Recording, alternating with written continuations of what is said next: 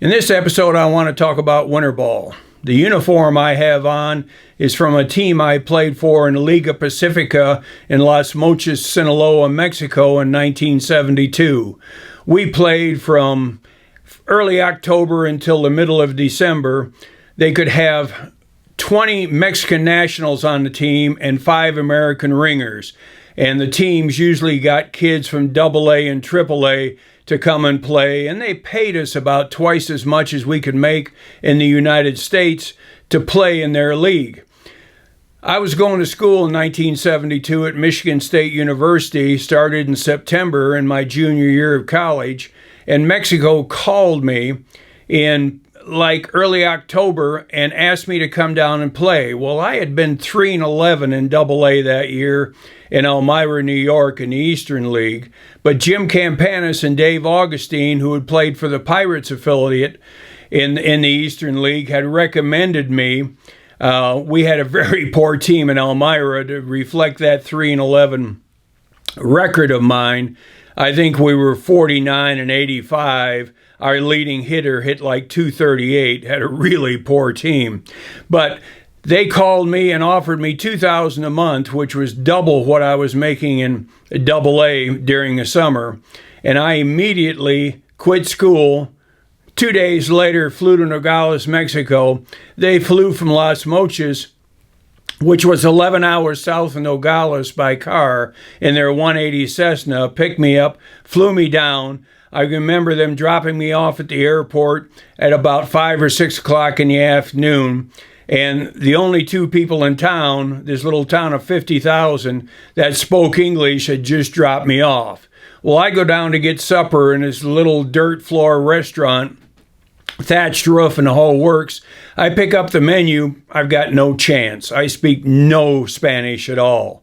The way I got fed for the next 2 weeks, the waiter would come over and I'd stand up and take him by the hand. We'd go over to this table. I'd point to that. We'd go to the next table. I'd point to that. That's the way I ate for 2 weeks.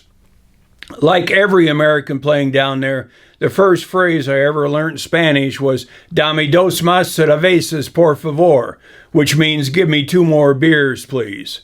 Well, we played down there and had, again, a poor team. I ended up 8-3, did very well, pitched well, made the All-Star team, went back to the United States, and suddenly I had new status in the Cleveland organization. After going 3-11 in AA, they sent me to San Antonio, Texas, another AA team in the Texas League, which was a much stronger league. Playing in Mexico was a real trip. Zelmo Jack, who was an American ball player, had gotten into trouble in Mexico and Guasave and got shot down there the year before.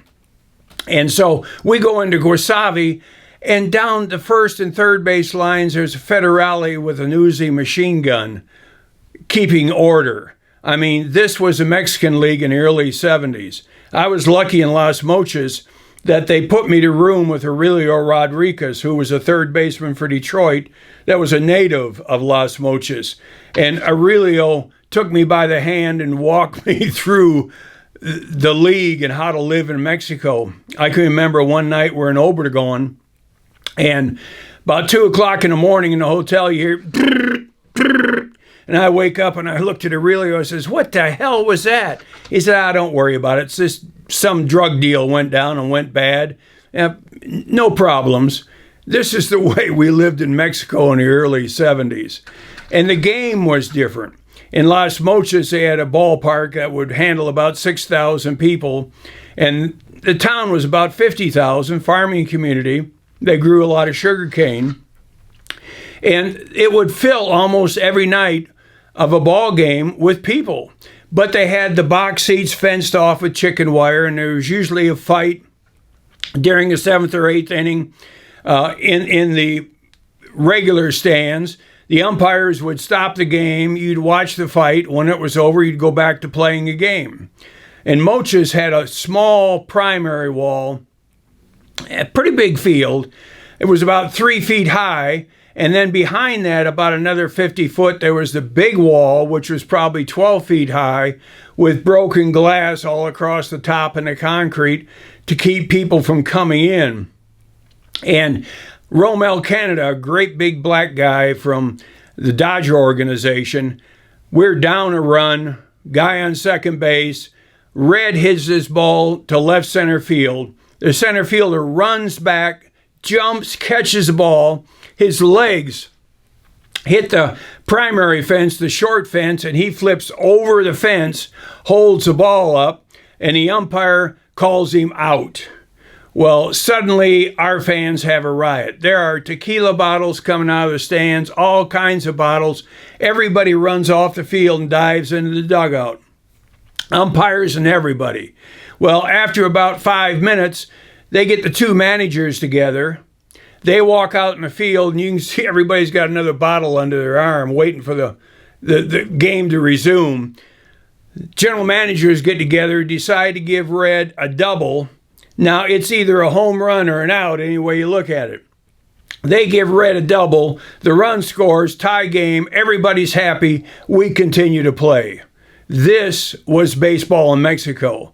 Winter ball, though, gave us all a great opportunity to hone our skills, and in a different atmosphere than the minor leagues in the United States. Like I said, you either excelled and played well as an American or you went home.